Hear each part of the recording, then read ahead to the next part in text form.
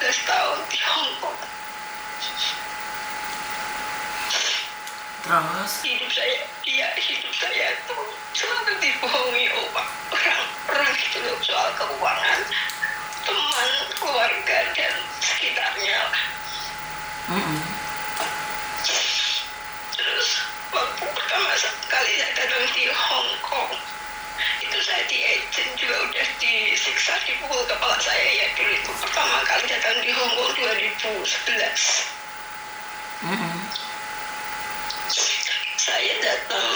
Saya asal dari Semarang, tapi agent saya di Surabaya.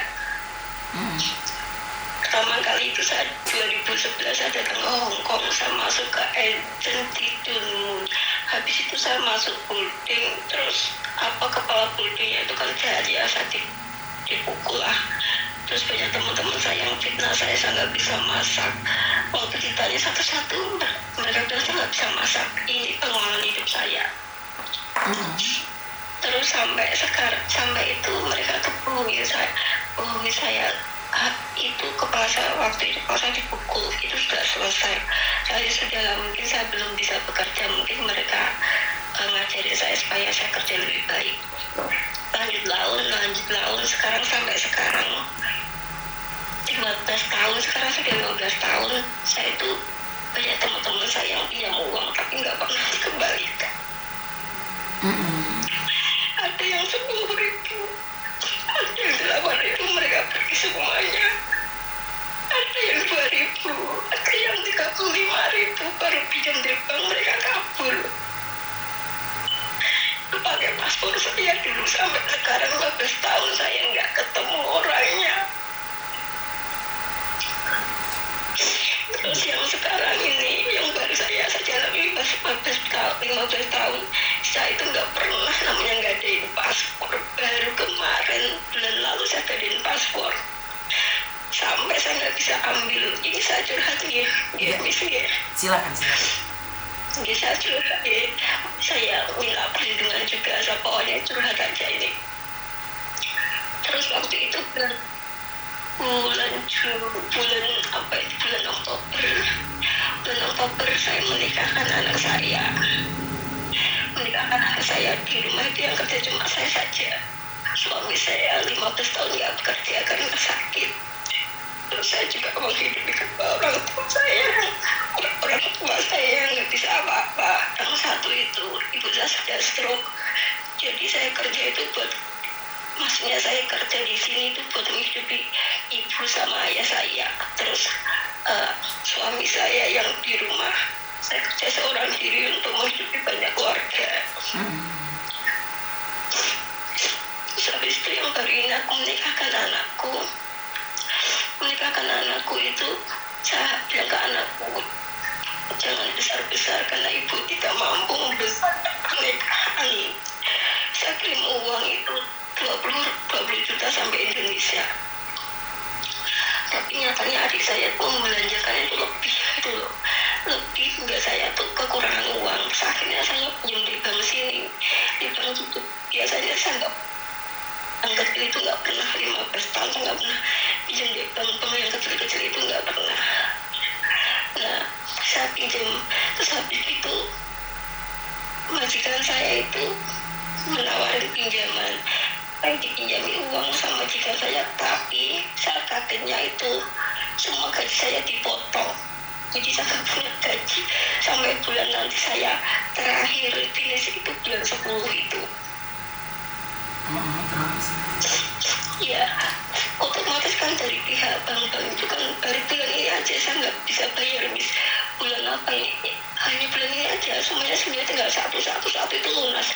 Cuma bulan ini saya nggak bisa bayar karena uang saya kan sudah dipotong majikan semuanya gitu loh sampai bulan 10. Nah, terus kemarin kan ada telepon dari salah satu bank itu telepon anakku itu kan polisi. Dia marah-marah sama saya, aku booking kamu ya nanti. Ya udah, saya pasrah aja. Setelah itu sampai sekarang mereka nggak booking lagi, cuma nggak minta saya. Dia malah ya diamnya aja, tetap kerja di sini gitu aja. Ini aku curhat aja. Terus saya juga sekarang ini harus menghidupi orang tua saya yang di rumah di Indonesia itu stroke. Ayah saya udah nggak bekerja, suami saya juga nggak bekerja, anak saya yang satu sudah menikah, anak saya yang satu bekerja tapi nggak, maksudnya gaji nggak besar, dia cuma keliling-keliling servis aja gitu. Itu masalah saya. Terus sampai sekarang ini kan ini nanti aku bulan 10 kan sudah finish nih. Nah nanti kan otomatis kan saya bulan 9 itu kan saya kan harus perpanjang lagi, ambil paspor. Nah kendalanya itu di situ, paspor saya itu umur hidup saya nggak pernah namanya jadiin paspor, baru kemarin saya jadiin. Ini saya kemarin satu diem aja, itu ngajak ngomong orang juga percuma nih. Mungkin apa nggak tahu aku mau lari kemana, saya nggak ada agennya juga nggak pernah ngurusin saya. Gitu aja, hanya minta perlindungan aja. Kalau saya ada apa-apa saya ingin datang ke komisi ini minta perlindungan, itu aja saya bisa bayar. Tapi tuh setelah habis kontrak ini, saya kontrak baru kan saya bisa menyelesaikan semuanya. Kalau saat ini saya nggak bisa gitu loh. Dari pihak bank itu ya mesti telepon di majikan saya, tapi dibiarin aja seperti HP saya gitu. Itu aja, misalnya hanya minta perlindungan dari Miss Yuni aja. Kalau ada apa-apa sama saya, saya di apa-apain, usir apa-apa, saya mau minta perlindungan ke Miss Yuni. Dan saat ini paspor nggak ada di tangan saya, gitu aja.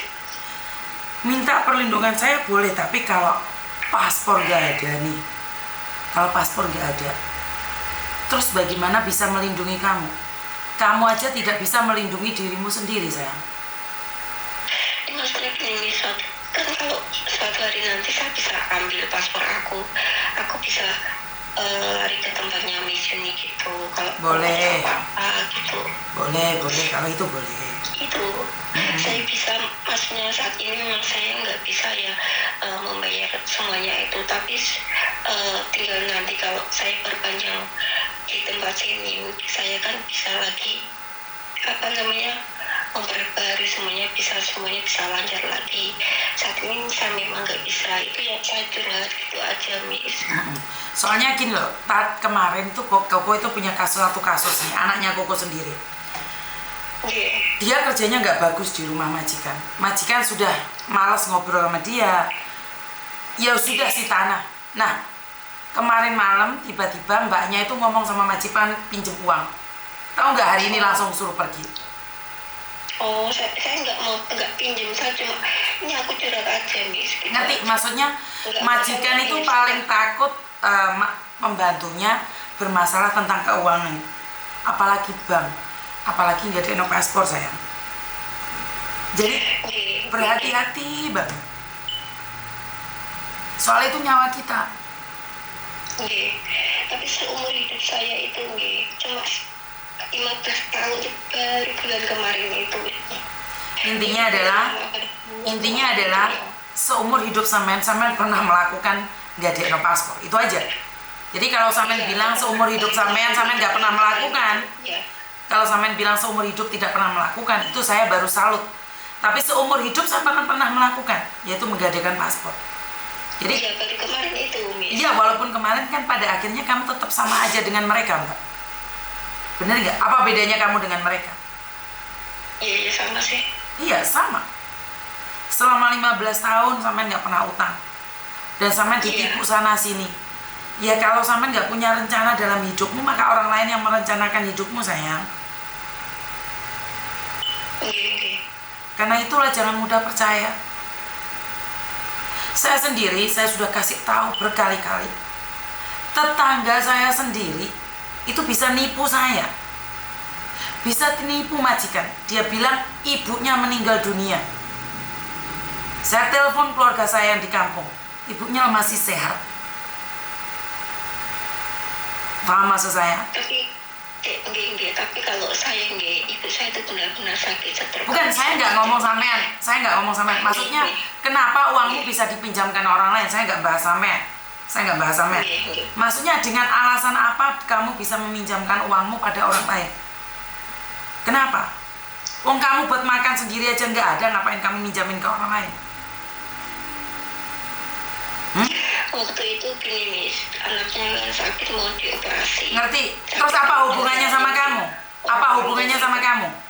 Anak dia sakit, apa hubungannya sama kamu? Ya nggak ada sih, cuma temen aja, dia minta tolong gitu. Nah iya, kalau dia minta tolong terus Dia bilang, ya, terus dia bilang nanti kalau dia dapat pinjaman dari bank saya akan belikan semuanya 10.000. Terus saya pinjamin nih, saya ada sedikit uang sama ada tabungan sedikit, kan sampai Indonesia 10.000. Nah habis gitu sampai sekarang orangnya nggak tahu kemana. Ya jangan salahkan dia nggak bayarin, kan kamu kasihan. Ya harusnya kamu kasihan, memang harus memberi, Mbak. Ya harus ikhlas dong. Apa yang kamu harapkan dari memberi? Nggak ada. Maksudnya kan dia pinjam gitu loh. Iya ngerti, uang sudah dilepas dari tanganmu, itu bukan punyamu. Uangnya siapa? Uangnya dia dong. Benar nggak? Iya benar sih. Iya, karena itu kalau saya bilang, kalau kamu kasihan sama orang lain, biayai hidupnya. Kalau kamu ada uang, tapi hasilnya ngutang, buat apa? Saya malah kasihan sama kamu sekarang. Kamu nangis-nangis sampai paspor kamu gadein. Tapi saya nggak akan membantu tentang keuangan saya. Ini hukum alam. Ini hukum alam. Nandur mundur, tapi lain nandur duwe de orang lain gak ono munduwe. Nandur dosa mundur, tapi lain nandur duwe de uang gak balik. Sekarang kamu punya utang bank nih, kira-kira siapa yang mau menolong kamu? Enggak ada sih. Iya. Enggak ada yang nanti nunggu kak saya kontrak baru ini saya selesaikan sendiri gitu. Lah iya, lah kan temanmu juga pastinya bisa menyelesaikan diri dong. Kenapa kamu harus ikut campur? Yang sakit anak siapa? Anaknya dia. Terus apa urusannya sama kamu? Kan dia teman, maksudnya teman. Ya udah, kalau memang temanmu ya udah ikhlaskan dong. Terus dia bilang kok dipinjemin uang buat anakku yang sakit operasi di orang Malang dia, orang Lampung habis gitu. Terus saya tunggu kok nggak balik-balikin, kapan aku mau balikin, sebentar sampai sekarang nggak balik-balik. Makanya saya bilang, kalau kalian kasihan sama orang lain, biayai hidupnya dan jangan ditagih. Karena saat kamu jatuh nggak ada yang kasihan sama kamu, nggak ada yang kasihan sama kamu, malah kamu yang dibully. Nggak usah itulah. Siapapun saudara saya, keponakan saya, adik suami saya, kakak saya, adik saya, pinjam uang sama saya katakan tidak. Tidak. Kalau saya mau ngasih, terserah saya. Tapi kalau pinjam, saya katakan tidak. Dan jangan sesekali nagih utang adik saya, ibu saya, mbok saya, keponakan saya, anak saya ke saya. Karena waktu ngutang saya nggak tahu. Karena saya tidak ingin dikatakan pahlawan kesiangan, bantu orang lain. Loh, kamu sendiri aja di piringmu nggak ada makanan, ngapain kamu kasih makanan ke orang lain? Bener nggak? Teman ya teman, duit ya duit. Wong duit mbek bojo iso ilang kok. Duit dicekel bojo lo iso ilang. Apalagi temen-temen kenal di Hong Kong. Setelah ketemu emangnya kenapa? Kamu bawa polisi gedor rumahnya? Nggak bisa, Mbak. Yang susah siapa? Kamu sendiri. Ngerti? Nah, intinya adalah kalau utang itu nggak ada temennya, uang juga nggak ada temennya. Kalau kamu kasihan, biayai hidupnya. Miss Yuni gamblang banget, gampang banget. Lain nolong aja ngomong tok, biayai seluruh hidupnya. Ojo ditagih. Buktinya sekarang kamu butuh bantuan, ada yang bantu nggak? Kancamu sing gandeng jemput teko apa ora? Ya udah, ya itulah hidup. Wong bojo sing ngene surate ilang kok. meneh konco. Anak kandung aja bisa membunuh loh, itu sing di Malang itu, sing di Medan itu, apalagi konco. Bisa paham ya Mbak ya? Wis ora nangis. Gak apa-apa. Ya wes. Oke, terima kasih. Assalamualaikum. Waalaikumsalam. Oke, jangan sakit hati kalau saya ngomong ya Mbak ya, karena saya ngomong apa adanya. Jadi saya tidak ingin cuman ingin menyenangkan kalian saja. Saya tidak berbicara tentang fakta. Saya sudah ingatkan berkali-kali. Saya punya tetangga dulu ikut saya di PT-nya, agentnya ikut saya. Majikan iso dihapusi lek wong tuane mati kok. Tak telepon di omah wong tuane cek meger-meger. Hah? Saya agentnya. Dia mau pinjam uang ke saya konfirmasi. Saya cari tahu. Kalaupun iya, saya tanyakan kadesnya. Kalau dia nggak bisa mengembalikan uang, apakah saya bisa nagih ke kadesnya? Siapa yang harus bergaransi? Nggak ada.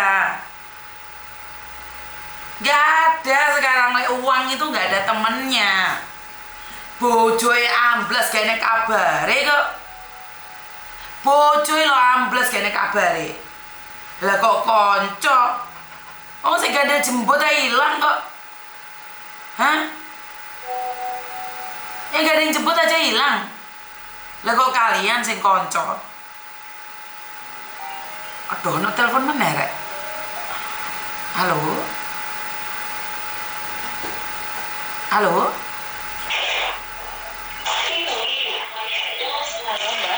Iya, ada yang bisa dibantu?